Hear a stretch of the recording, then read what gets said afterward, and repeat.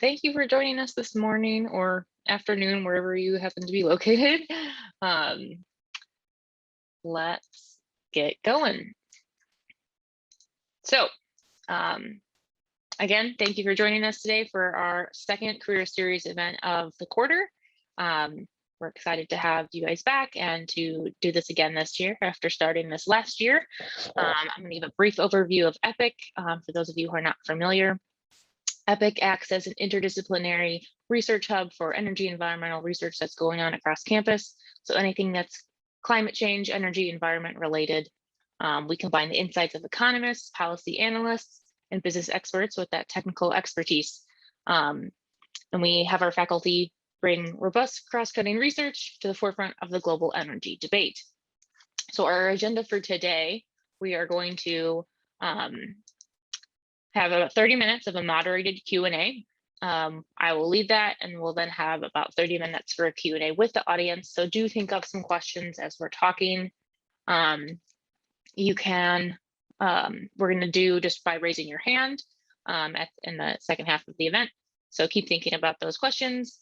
If you have any technical issues, you can put those in the Q&A box. I have the chat is disabled, I think. But when you raise your hand, I will unmute you, ask you to say your question, and then we'll get back to those answers.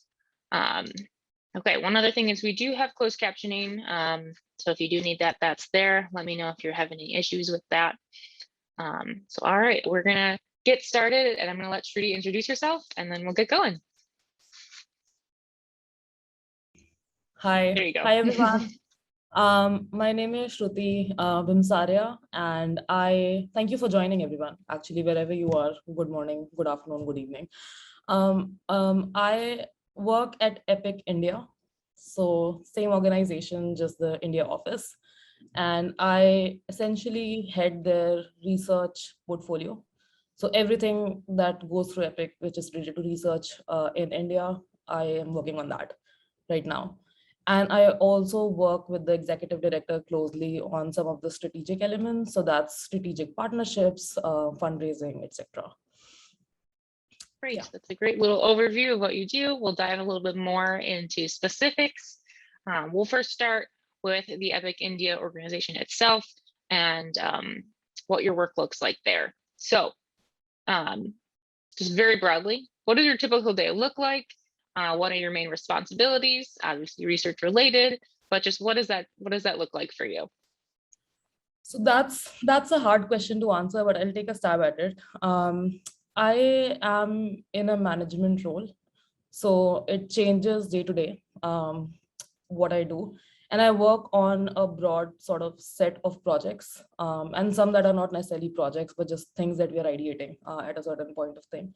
So the day can look very different. As an example, I can give you an overview of my day to day. That started with early morning call on AQLI. AQLI is one of the products that researchers at EPIC developed. It just translates the particulate matter emissions concentrations into life expectancy numbers to better communicate the health impact of pollution. So the call with the director of AQLI and the India team that works on outreach and sort of data parts of the project. And then the rest of the day was basically firefighting one of the projects that we have with the Delhi government. So basically, yeah, that was the day. And then I ended the day with working on one proposal that we've been ideating for one of our big funders, and just some last minute things on sending a quick note to one of our government partners for innovation challenge that they want to do, and they wanted the note to pitch it to the funders. And yeah, that's it. Busy day. Yeah. So can you tell a little bit more about what the organizational structure of EPIC India looks like? It's probably not even very similar to what EPIC itself is like. I know there's probably actually more of you than there are of us. So can you give us a little bit more about what that looks like and how teams are set up and who you work with on a daily basis? Absolutely, absolutely. So I'll start top down, just specific to Epic India. So there is the executive director, and then there are two verticals essentially in Epic India. There is the research and policy vertical, and then there is the communications vertical. Um, and the communications vertical is led by a director of communications, and there is a small team that works with him. It is a support vertical that supports the research and just getting it out there in India, wherever it's relevant. And then the research vertical is essentially the biggest sort of part of the organization. And the organization is like bottom heavy. So we have a bunch of research associates. I head the research vertical at Epic India. So my team essentially is right now a group of 6 associates and growing. Yeah, that is kind of the lay of the land. And then we have a few interns and consultants working for us as well, mostly in the research area. Yeah. Okay. And so you started working there after graduating last year. So you haven't been there super duper long, but so far, what do you think is the best part about working there? And what are some challenges that you've come across? I think the best part is how quickly my role evolved. I think I started with just focusing on the research and partnerships aspect of it, but I think the value or the edge that comes from being in a smaller organization like Epic is that you get to dabble in a lot of other things. My interests, and I'll talk about that later as well, my interest is in nonprofit management. It's growing to be in nonprofit management. So I sort of worked with my supervisor, who is the executive director of Epic India, to figure out ways by which I can upskill, basically skills that are necessary for that kind of a career choice. And so I do research and I do partnerships, but I do everything else as well. And that is, as I said, a little bit of strategy for Epic India as well as fundraising. So I think that's been the most exciting part, just getting exposure to those elements that I had not had exposure to before, and just getting that opportunity to do that now. It's unfamiliar territory, but I am quite liking it. What was your second question? What is the most challenging part? Yeah, what are some challenges you've come across? I think the challenges I've kind of, I mean, and from my past, at least I've gotten used to kind of building and working with my own team. So this was a little bit of I did still got the chance to build a part of the team after I came in. That was also an exciting part, by the way, of the job, just coming in and figuring out what the new organization structure would look like. It went through Epic India went through some changes over the last sort of 6-7 months in terms of the organizational structure. So I think the challenging part was, yeah, kind of adapting to the team that was already there and the style of working. And then I come from a research background, but an organization that had a very different working style compared to Epic India. So I think that took a little bit of adjustment. I would say that part is challenging, and working with the government is always challenging. So that is something that has just stayed consistent throughout my career right now. Yeah. So a little bit backing up a little bit on your path to Epic India, can you talk a little bit about your background leading up to even before you went to Harris, and then how you ended up with Epic India? I know you worked with a lot of people with Epic at your time here. So can you explain how that went? Sure. So I already had a master's in economics. I graduated the first time in 2014. And I got a corporate job right out of grad school, but I knew it was not my calling. And then I got a an internship position just by fluke, because I was the placement coordinator at my college. So the company just happened to call, said looking for intern positions. And I was like, oh, I'm interested. And so I just, I got that job. I got the internship position. My dad was quite angry because who chooses an internship over a job? But that's how I think the career in this sector kind of began. So I did the internship, quite liked it. I got lucky because my role was cross-functional. So it was not related to a specific project when I started working with JPAL South Asia. It was sort of broad spanning, and I was like kind of interviewing a lot of people working on different projects to understand how the field operations worked for research projects. And I was sent as a loan to one of their bigger projects because they had a staff crunch, and I just happened to work on that project. That was Abhijit's and Esther's project at that time. So I think that sort of kickstarted my career in research. And then in so I was based in Bihar, and EPIC researchers, Michael, Anant, and then a couple of other PIs, one from LSE, Robin Burgess, and Nicholas Ryan from Yale. Like these people, it was like a very popular group of energy environment PIs at that time at JPAL South Asia. And a lot of my friends there were working in their teams. So I knew that they were very involved PIs and the work was excellent. So at that point, I didn't really have an interest per se in energy environment, but I just wanted good experience. So because I had firsthand knowledge that these people were quite good and their projects were big and good, I was like, okay, I'll try. I interviewed with them, got a position, and that's how the relationship started. And then at that time, I was a bit conflicted because it was easy to think that I wanted to go into academia just because the culture was that way. Everybody was thinking about academia. But I think I took my sweet time and I ended up actually spending 5 years at the organization, which is a lot longer than what people typically do. But I think over time, as I grew in the organization, I realized that management is what I really liked. And that is where I wanted to head. Anyway, and that was sort of the pivotal point where I decided, okay, 5 years, I've learned a lot from the organization, time to go to grad school. And to be to be frank a little bit, I think having a fancy master's helps as well. Like if you're working in the development sector in India, it just opens doors much easier. It's true. So several reasons, two of them were this. It was the good time. It was the right time to go to Harris. And I already had a network before coming to Harris because I'd worked closely with Michael Greenstone, with Anant Sudarshan before. So yeah, I think that's how I landed up in Harris, and like really coming back to EPIC India is not surprising at all. Nobody's surprised, least of all me. Yeah. So we'll move on to talking a little bit about Harris. We can go back to EPIC India in a little bit. So what did you study while you were there? So what was your concentration? And then we can talk a little bit more about your time at Harris. Sure. So interestingly, I did not have a concentration and I did not want a concentration.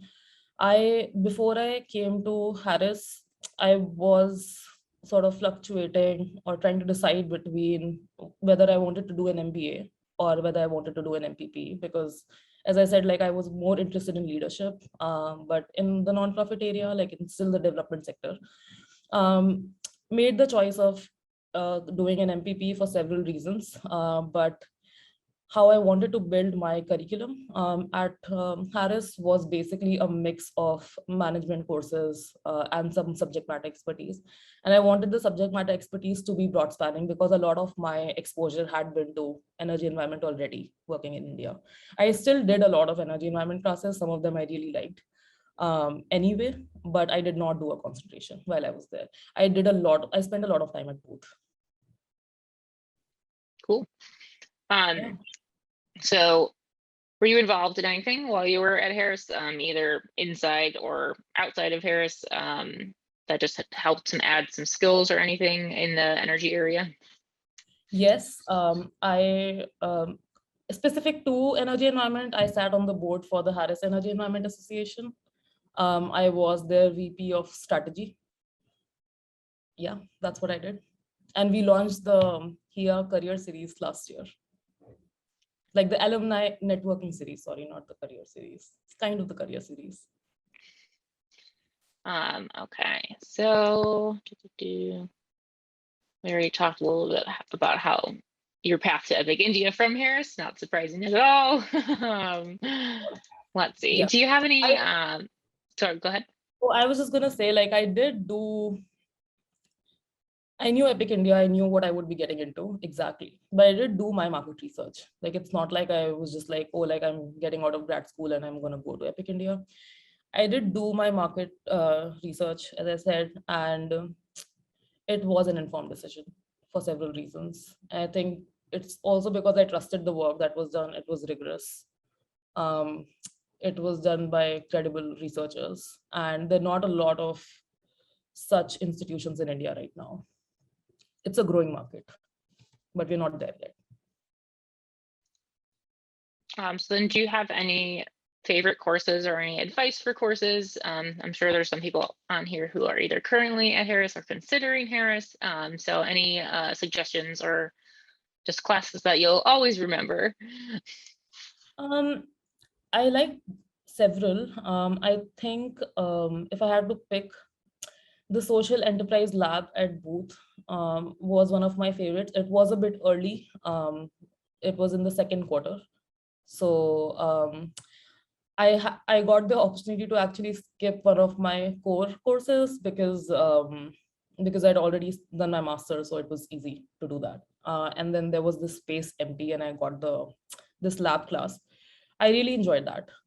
It was my first time kind of working as a consultant, pretty much, and working with a lot of consultants, because a lot of the Booth students that I was with in the group had consulting experience from before. And I've always thought about it it has always been a possible career choice. It's just something that I haven't felt very comfortable about. So I think that was good exposure, and that was the reason I wanted to do these lab courses at Booth. I ended up doing two, one in the last quarter. It was good exposure. And I decided that consulting is not what I wanted to do. Are there any specific skills that you learned in the last 2 years while you were there that are really relevant during what you're doing right now, or maybe useful in the future? So in terms of concrete stuff that I learned GIS. I had no exposure to GIS. It's not something that I've used before, but it's something that I've advised people on now, because I have a team that works on some elements of GIS. So that's come in a bit handy. At least it's good to have an understanding of that. The other thing I think that has helped was all of my coding experience from past has been on Stata. I'd never used R before. So that was one concrete thing that I learned, just coding in R. And again, like as you work with a lot of research associates who spend a lot of time working with data, it's just good to have a good understanding of different programming languages if you have to troubleshoot. So yeah. While at Harris, did you have a advisor or a mentor or anyone that you spoke with regularly about your career? It doesn't even have to be through Chicago, it could be from another organization. So I would say I had two. I think the first year, before I at least started working with Climate Vault, I was strategically checking in with Michael just because I knew him from before. So it was easier. And he knew like why I chose Harris. So it was just easier to work with him. So we ended up, but that sort of reduced over time after I started working with Climate Vault because the professional exposure increased on that end anyway.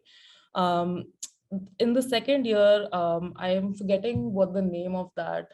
There's like a one-to-one mentor match at Harris. I'm forgetting if there's a specific name for that, but I got matched to this person. His name was Jose. So all of the second year, at least, like he sort of became my mentor. And I think it was fun because I chose him. Like I chose to work with him because I got sent a list of profiles essentially. And he had a very colorful background. And it had elements of what I wanted to do with my career. So I spent a lot of time. It was a hard year for everyone because of COVID. But I spent a lot of time checking in with him and getting his advice, especially when I was doing my market research. He was sending me a lot of different kinds of jobs. He took the time to sort of understand what is it that I wanted to do, what motivated me, where my skills were. And he really helped me give advice on sort of who I should be chatting with and which jobs I should be looking at and what I would really enjoy or could really enjoy rather. Yeah. So yeah, those two people. Since you mentioned it, let's talk a little bit more about Climate Vault and your work on that and what it is. People would love to hear that. So go ahead. Okay, so Climate Vault launched while I was at Harris. It's still a very new organization. It was called Carbon Vault before, but now it's Climate Vault. I started working for Climate Vault very early in 2020. I think actually January or February 2020. I can't remember. It's been a while. Um, and the team was just starting. They'd made their first hire at that time, who was the executive director. It was founded by a group of people, two of them directly affiliated with the University of Chicago. One of them is Michael Greenstone. He is the director of EPIC, as you guys already know. And then the other one was Balaji Srinivasan. He used to be the advisor to the president before. And then two other people. They basically came together to find Climate Vault. What the organization itself does is it's in the carbon offsets market, but their strategy is a little bit different. Typically, when you're investing or when you want to offset your carbon footprint, you would go to one of these famous popular companies and they would ask you to pay some money, and your money would basically go into some afforestation or reforestation project somewhere, or some renewable energy project somewhere. What Climate Vault does is, instead of investing in these projects where you don't really know what you ended up offsetting, they utilize the carbon markets that exist in the world. And they buy permits from those markets and retire them on behalf of organizations or individuals. So that's their strategy to actually make a dent in carbon emissions across the world. And it's like, you can think about it in terms of economics, like it just makes total sense, because while you're doing that, you're also like reducing the supply of permits in the carbon markets, which is pushing up the price, basically making polluting more expensive over time. So it's just driven by that theory. Yeah, that's what Climate Vault is. Cool. I put the link to Climate Vault in the chat, so if you want to check that out. So what was your role with them during that time? So I was one of the early joiners, and I was essentially working or heading the data group at that time, and that was sort of building out several things from the scratch. One of them was our carbon calculator. So if you go to the website, you will see a pretty little calculator at the bottom that asks you some sweet questions, and then will tell you what is your carbon estimate, and then it'll also compare that estimate to the average citizen in the US and the rest of the world. You can actually do it for several countries, actually a lot of countries, all the countries almost, that I developed at that time. And the other product that so these were the two significant things. The other product that I was working with them on developing was a tool to calculate footprints associated with financial investments.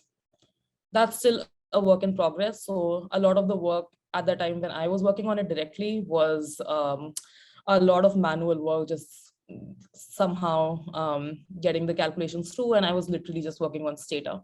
But now we are starting to use a lot more machine learning and other programming languages to get the outputs out. So things have gotten a bit sophisticated since the time I left. Very cool. I also just want to point out that Shruti served as a DRW fellow for us, and I'm just going to put that link in the chat if you want to learn more about that fellowship opportunity. Were there any other internships or fellowships that you did even in undergrad or between? I guess you did talk about that internship after graduating that helped you get to where you are today. So during my first graduation, when I was doing my master's in economics, I did work with the government directly for a couple of months. That was with the Ministry of Statistics and Program Implementation in India. I think that was my very first exposure to research. So I think it was a little bit instrumental, if you think about it. In hindsight, it was, I think. I didn't value it that much at that time, but I think, yes, that was good exposure. And I actually worked on writing the Millennium Development Goals report for that year when I was there. So that was quite cool. As a DRW fellow, I had already done a lot of research work in the past. So I didn't want to repeat the same work while I was at Harris. And as I said, like in my mind, it was quite clear where I was heading with my career. So I actually asked to work more with the comms team. And I actually ended up working a little bit on one of the documentaries that we had made on one of the projects that I'd actually worked on while I was in India with JPAL South Asia. And Epic researchers are working on it, of course, which is why Epic India developed that documentary. And I also worked a little bit on launching the AQLI India version, which launched during the time I was the DRW fellow. That was good exposure. I'd never worked on comms before. And it's actually coming in quite handy because now I have to work with the comms team quite closely in India. So it's good to have had that exposure. Well, there's a lot going on, so lots to talk about. There's a lot going on. Yeah. Okay, so looking forward a little bit, I know you've just started this role here. How do you envision your career path going forward? I know you're very interested in management, so just hypothetically, what do you think will happen in the future? So that's a hard call because I'm keeping it a bit fluid.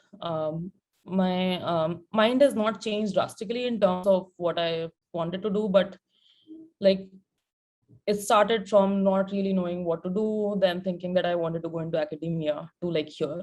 So I'm keeping things open. I think there are two paths for me generally. One is, as I said, just a leadership position and nonprofit management, which is why I think like I'm kind of trying to at least build my skill set that way, so that I'm able to do that job effectively. And then the other path is bureaucracy. That is harder because there is a conventional way to get into bureaucracy in India, which I am too old for now. So we'll have to wait and I'll have to try for a lateral entry if it works out eventually. It's a highly selective process, so you don't know. But I think I would love that job for sure. You could call it my dream job. I was just going to ask, what would your dream job be? Doesn't even have to be related to any of this. If you want to be anything, what could you do? As I said, I think so. I've worked very closely with bureaucrats as a part of my job, and having seen them work and being in the impact sector, I think and I enjoy dynamic work. Like I don't enjoy monotony at all. So I think that would make a very good fit for me. Why it makes it a dream job? Like because it's a job a lot of people vie for in India.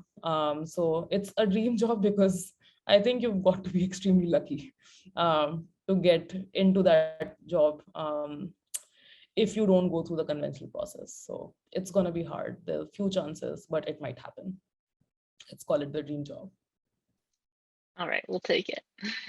Do you have any advice for students who are either just about to graduate, either with their master's or undergrad, and just who's starting to think about their futures? Do you have any advice for those kinds of students? I think especially if you're just starting out in the master's program or if you're an undergrad, I utilized my time different ways and I tried different things. I think that's why I really value the experience I had at Harris and at the University of Chicago. And I think you should do the same. So for example, as I said that I did a lot of consulting labs at Booth. I didn't want the commitment. So a consulting lab was a good choice to get that exposure and to work with a team that had that kind of exposure. So you get the feel of what it would be like. And by that experience, I was able to easily eliminate that as a career choice for myself. I also participated in the SNVC challenge for about 6 months. That was a cool experience, I think. So I think it was for me a lot about using Harris and using University of Chicago as a way to experience things that I would not have experienced in a conventional job. And then using it a bit strategically to figure out what my next steps were going to be. And I think it really, like being at Harris really made me more confident in what my career choices were going to be in the short term, at least. So I think, yeah, you could really use your time well. I think you have to, so I didn't have a very hard time with the coursework, maybe because I was so used to slogging.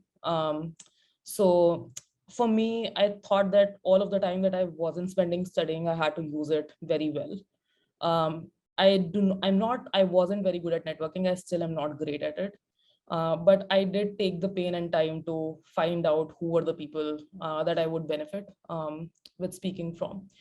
I joined the Harris, as I said, with the mentorship thing, because I thought that would add value. I also mentored because I thought that would also add value in several ways. I think I did a lot while I was there. Like I did, other than the coursework, I ended up doing a lot of different things, and I think it really defined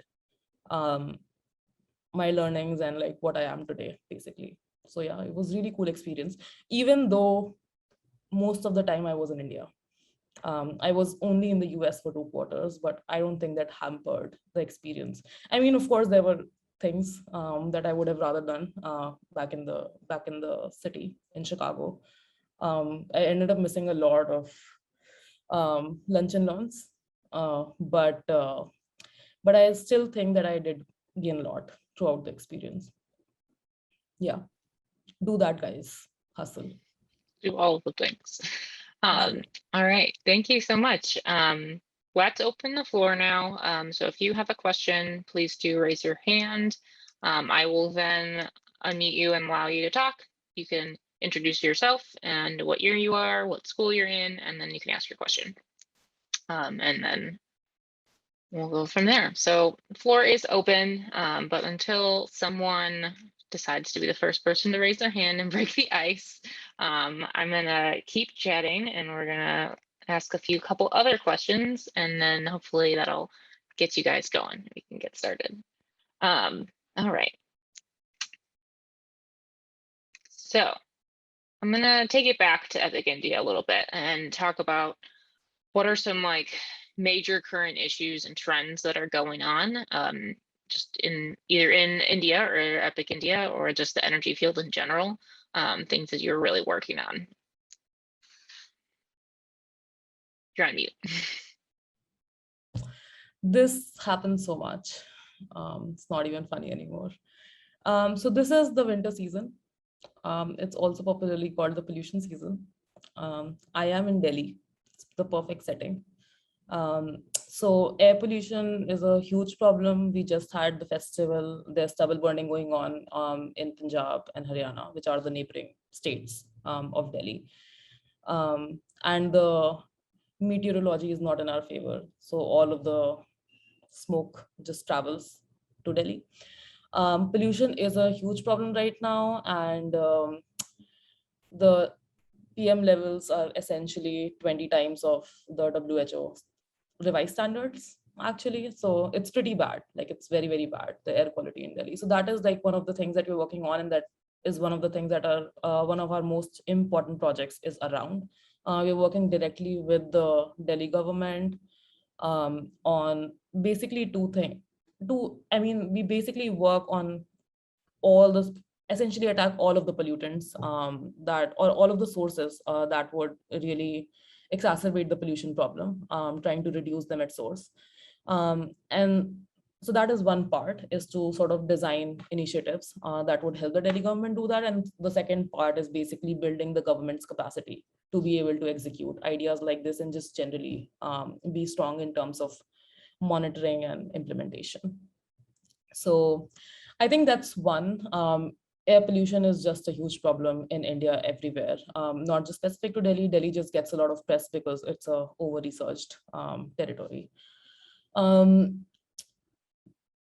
the energy side, two things. Renewable is obviously the talk of the town. It's something that we are starting to explore at Epic India, of like, how do we want to engage in that part, because that's not something that we've actively worked on a lot before. We've done some projects on solar mini grids before, but that's about it. So that's a portfolio that I think I will be working on developing with the senior management going forward. The other end on which we've actually worked quite extensively is the utilities. These are the distribution companies that have been suffering a lot of losses, and that basically hampers their ability to improve the infrastructure or sort of provide the quality of electricity supply that one would need. It really hampers that.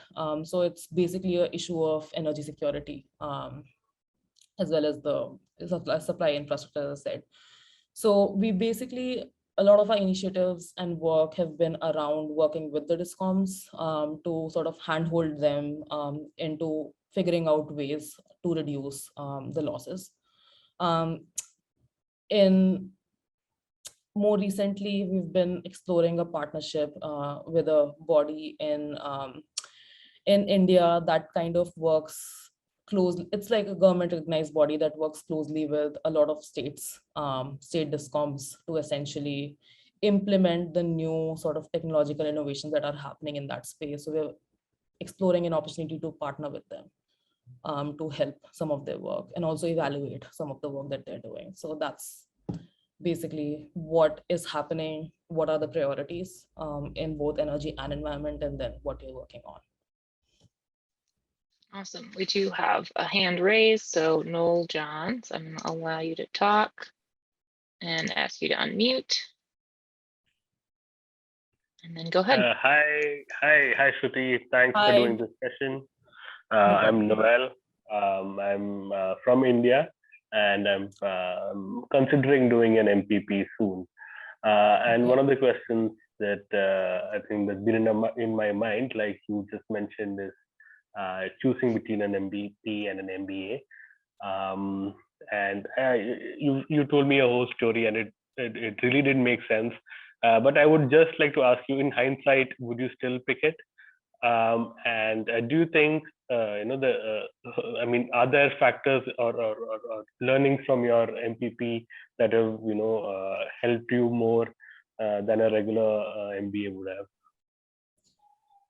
Thank you. Okay, good question.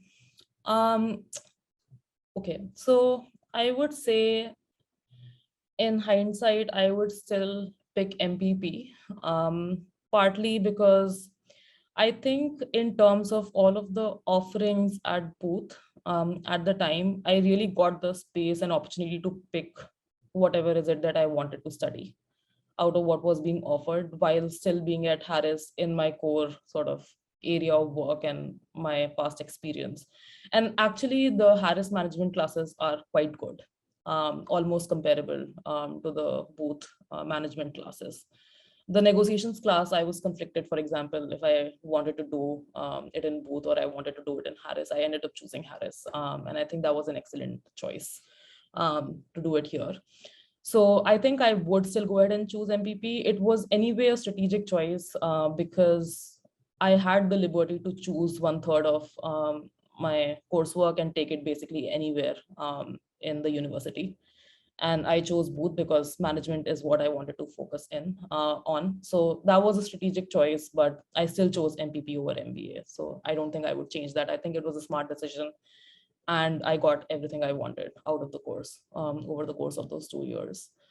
To answer your second question and I'll just repeat that and Noel just confirm if that is correct. You asked me whatever I've learned at Harris in the MPP program, how has that helped me right now? Yeah, right, yeah. So I've only been working after I graduated for about 5 months. And actually one of the projects that I ended up working on, which is the Delhi government project that I keep talking about. This is a joint sort of collaboration between us and a private consulting firm. So it's a team that works, and you have 2 researchers and 2 consultants working together. It can be a hot mess. because you have two very different approaches. But I think my exposure to being at Harris and being at Booth has kind of helped me, and I've been able to navigate the difference in approaches. So I think that's one sort of tangible, one of the tangible ways what I learned at sort of at the university has helped. As I said, like I did learn some hard skills, which were, as I said before, GIS and R. So that has helped because my role is supervisory. And if I have understandings of these things that my team is working on, then it just helps me do the work faster. At Harris, as I said, I got the opportunity to work at Epic Comms team. That's coming in quite handy right now because as I've been working on a lot of the comms aspects of AQLI because that is a significant part of my work right now. And then also generally on other things with the communications team because it's a support function to the research vertical that I lead. What else? I did do a bunch of energy environment courses. I did the energy policy practicum at Booth.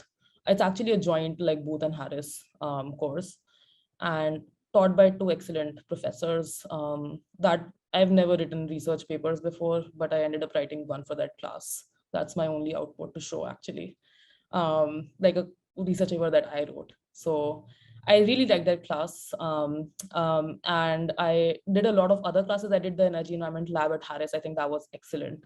I ended up working on carbon removal law and policy. And that actually helped a lot of my work with Climate World also. And we are actually talking about carbon markets here. So all of that subject matter expertise through classes at Harris, I think that on an ongoing basis plays a major role every day. All right, thank you so much. We have two more hand raised, so that's awesome. Okay, we'll go in our order here. Okay, you can introduce yourself and what program or year you are. Please go ahead. Hi, hi Shruti.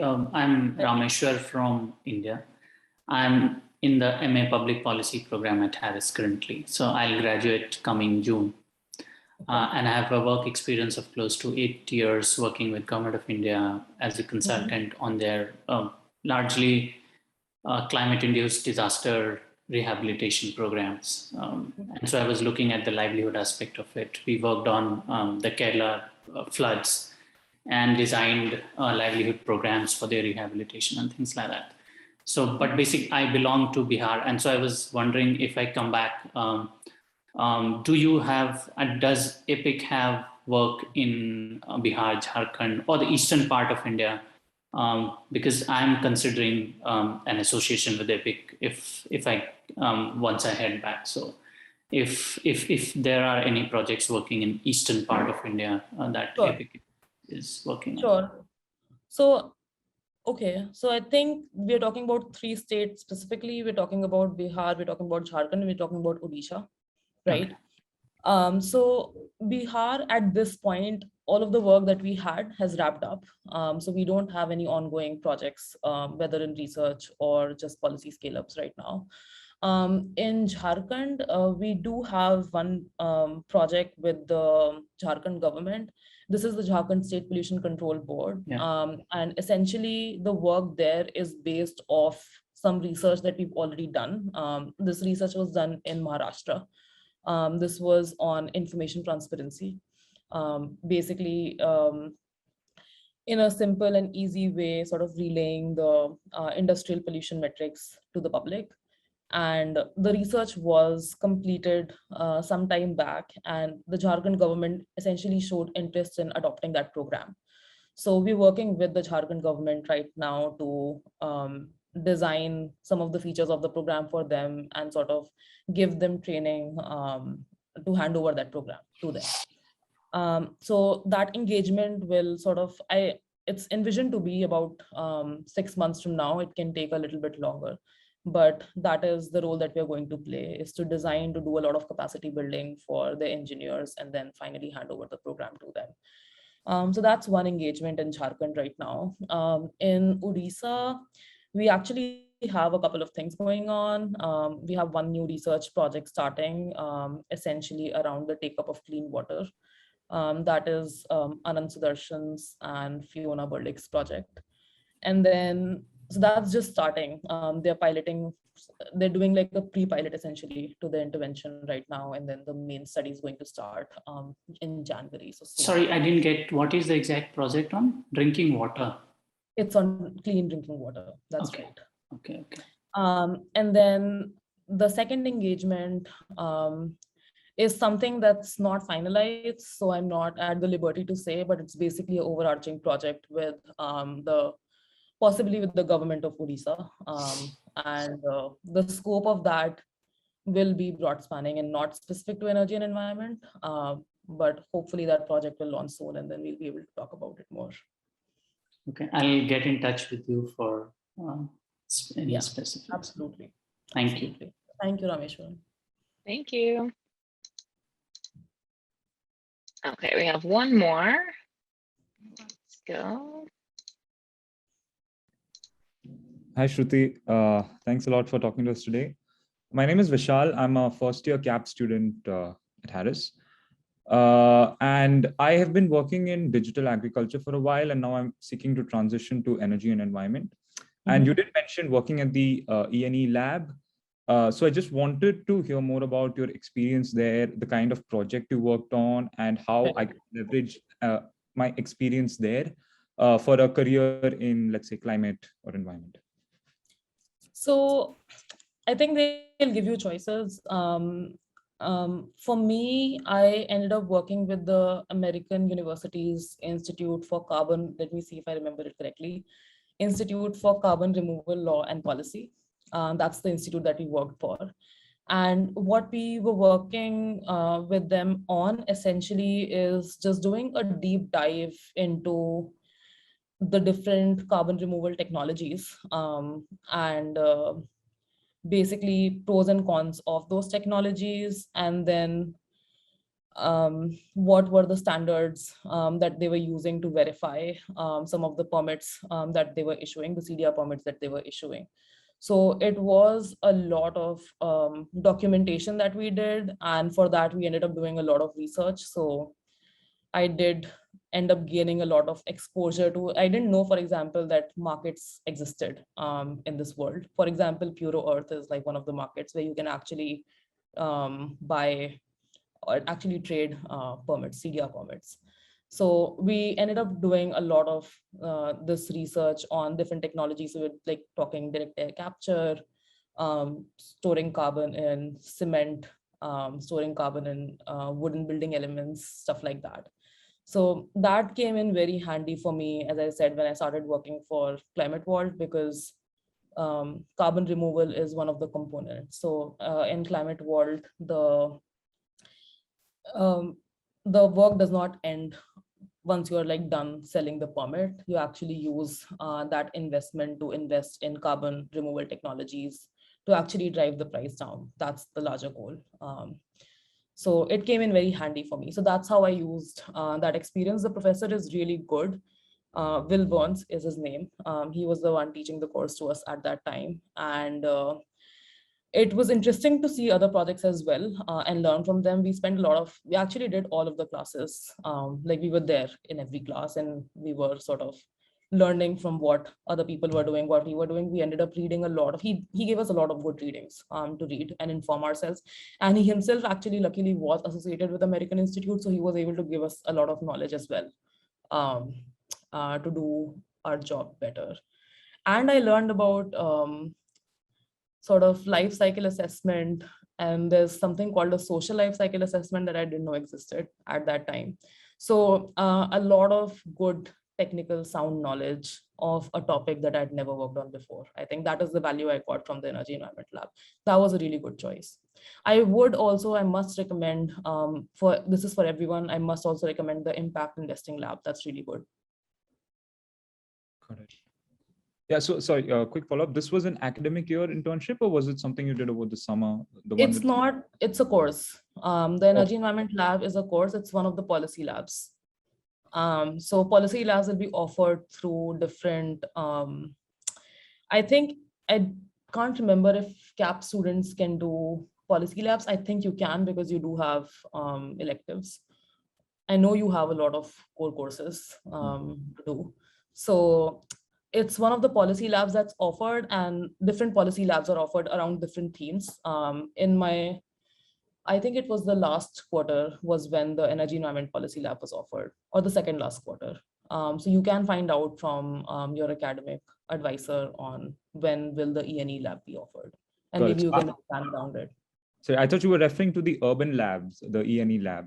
So this Oh, is not the ENE lab. No, ENE lab is like a core lab. Like it's a different lab. got it. This is the energy environment policy lab at so yeah, you work as a student there. Okay, anything else? Okay. We have a question in the Q&A. Question is, would you know where one can gain good statistics over the years of AQI, or the Air Quality Index, in India and Pakistan, possibly CSV files? So you can directly download the data from the CPCB website. That is the best source, but it's a task. You can get files from urban emissions websites, I believe. You can get CSVs from, so they are not AQI, but you can at least get PM concentrations from the AQLI website, that the link to which Margaret shared some time back as well. And you can actually download clean CSVs from there. So I would go to that if I were you. A lot of other sources. You can hit me up later if you want, and I can connect you to one of my associates who work on this day and night. Do you want to put your email in the chat so that anyone who needed to follow up with you could put that in there? I'm just doing that now. There you go. Awesome, thank you. Okay, any other questions? Otherwise, we'll end a tad early. Okay. I don't see any hand raising. So thank you, Shruti, so much for joining us. Oh, wait, we do have one more. Just kidding.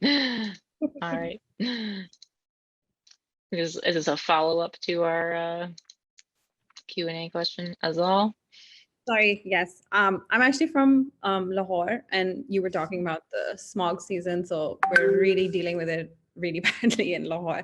So that's why I'm interested in these statistics. My husband is actually in the Harris School, and he's looking into the smog index, and so we're looking for information, which is why I wanted to ask you this question. So we weren't looking for CSV files. I did not get your email address somehow. Where Oh, you sent it to hosts and panelists. So if you could just drop down and switch it to everyone, Shruti. Sure. Let me do that. Hold on. Yeah, that's one thing I don't like about chat and Zoom. There we go. Can you Got see it now? Excellent. Thank you so much. I might just drop you an email if I find the option. Now works. Thank you. Thank you. Happy to help. Okay. So again, thank you, Shruti, so much. Shruti's email is in the chat box if you want to connect with her. And if you miss it and you still want to connect with her, please do email me and I can connect you that way. We do have one more Career Series event for this quarter. That's coming up on December 7th. It'll be at 5:30 and we'll have Anna Lee Smith. She's at Resource Innovations. So that will be our last one for this quarter, and our lineup for next quarter will be coming out shortly. So look out for that.